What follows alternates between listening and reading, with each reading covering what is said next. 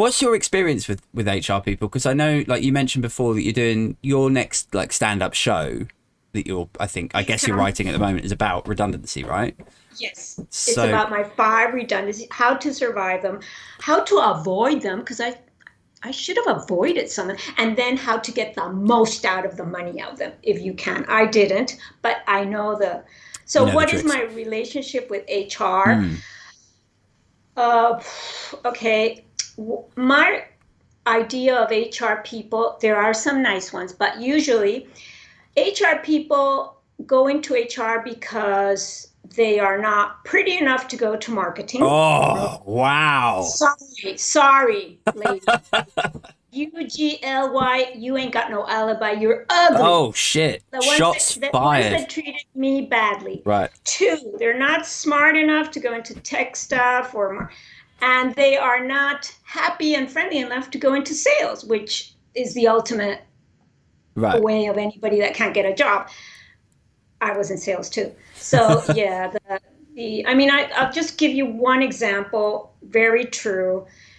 They had announced cutbacks, and the HR lady, American, she comes up to me and says, Sonia, I'm sorry. You're on the list. You're on the list, Sonia. I'm sorry. So I'm going like, oh, jeez. A week later, she comes back, Sonia, we made a mistake. You're not on the list. You're not on the list. It was a glitch. Are you kidding? I was fired a month later anyway. Right. So what can I say? It was the dress rehearsal redundancy. They had found a new way of making me feel worthless. No, I do not like HR, and they know it. Yeah.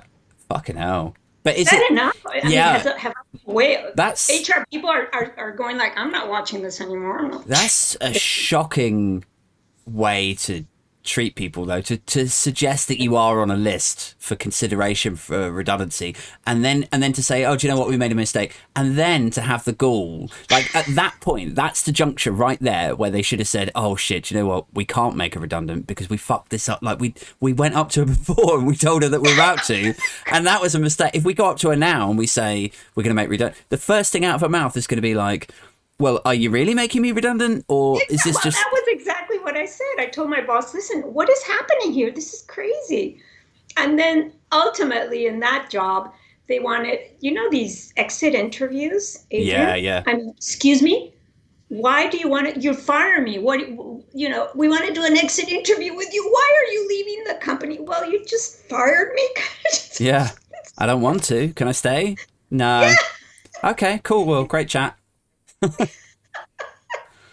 So yeah, that's HR for. I've had some dealings with HR. I've worked within HR though. No way! I cannot see you in HR. You must have been like out of your league. I was not attractive enough to work in marketing, and not friendly enough for sales. And no, I worked in recruitment in house, and that sort of sat within HR. So, but it's not quite HR. No, right? I wasn't doing. You're safe. I wasn't doing any of that sort of stuff. Actually, I tell a lie. I fired a couple of contractors once, but it wasn't like me. It wasn't my decision. It was like their manager saying, "Can you offboard this guy?" That was the way they used to phrase it, so it didn't sound too brutal. Can you just offboard? Yeah, offboard, or like, can you roll him off? That was the other one. Like, but doesn't that sound hot? It's like rolling him off a fucking boat. Can you just roll him off? Walk the plank. Yeah. Walk him the plank. If he doesn't want to, just push him. But listen, did they do that because they were too cowardly to? Because that shouldn't the boss have said it? Have guts to tell the guy. Well, don't send. I think to be fair to him, he, like, from memory. I mean, this is going back quite a few years now, but from memory, he said to me that he had words with this guy 2 or 3 times and things hadn't improved. So now this was the end of the rope for him. But yeah, so I worked in recruitment for a bit, and then I moved into a professional services company, which I won't name, but I worked there for 8 months, and it was the worst fucking job ever. It was like I sat within HR, still in recruitment, but it was the archetypal sort of diversity, corporation, and rainbow flags everywhere, and like all of the marketing pamphlets would be like, pictures of a Chinese guy next to a black guy next to a white guy, all laughing together and stuff, which is great, right? I'm all for diversity and equality of opportunity. Awesome.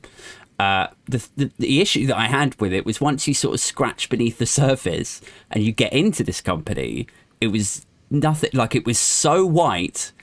And you know what? Like, we live in the UK, and it's a very white country, fine.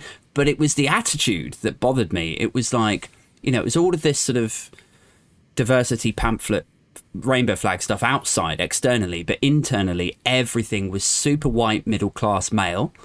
And even that didn't bother me too much. It was when I sat down in this meeting and this associate director, so quite a senior guy, was like, I need 20 new graduates. And I was like, okay, cool. And he goes, yeah, we're low on graduate numbers. We need to run a graduate recruitment project where you bring me in like 20 or 22 new ones. And I said, okay, cool. So anyway, we're going through the itinerary, and he's telling me, what universities and what grades, 2-1 or first, or like all of this sort of stuff. And then it gets to the end of the chat, and he says, oh, and I don't want any 30-year-old graduates, right? And I was like, okay, why not? And he goes, oh, I just think it says something about somebody that, they couldn't get their shit together before they were like 29. And I was like, what the fuck was I supposed to say? Like, I just sort of went, oh, all right. And then I said to my boss, I was like, he says he doesn't want any 30-year-old graduates. And she was like, if that's what he wants. And I was like, great. So this senior guy is just bleeding ageism and prejudice, and I'm flagging it to my boss, and she's like, well, what are you going to do? And meanwhile, instead of saying, hey, no, there must be some mistake, I mean, that's not correct, she's going like, oh yeah, well, that's what he wants. So it's written statement.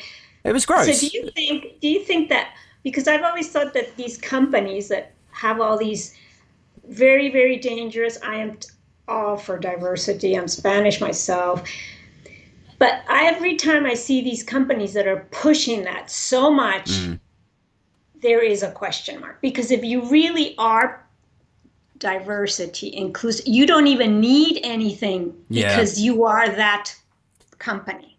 So when you see all these brochures, you're thinking, I'm not sure. It's like those people that say, oh, I love him. I love it. Well, if you're saying you love him so much, I'm not sure. Yeah.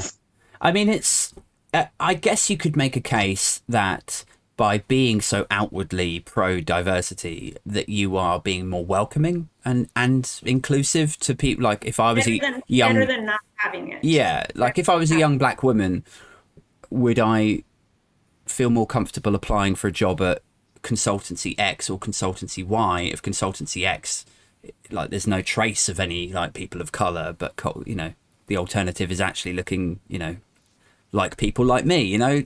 I think there could be, you could make a case for it like that, but yeah, I don't know. It's better than nothing, but I always think if they're pushing it too much, because one of the companies I worked, they had this diversity and inclusion meetings every. I'm going like, well, if you need them so much, these meetings, it means that on the day-to-day, you're not giving the messages that this is what we want, like what your boss said. Oh, well, yeah, that's it, Yeah. I mean, it didn't help. Didn't help the fact that if I raised an issue there, I don't imagine it would be taken too seriously because I was so ferociously shit at that job. I was so bad. Totally understand. So it's like... Right. They would be going like me, who said that, Sonia? Who? Yeah. They didn't even know me. They'd be like, wait, hang on. Aid has a concern about... So why don't you tell Aid to do his fucking job and then worry about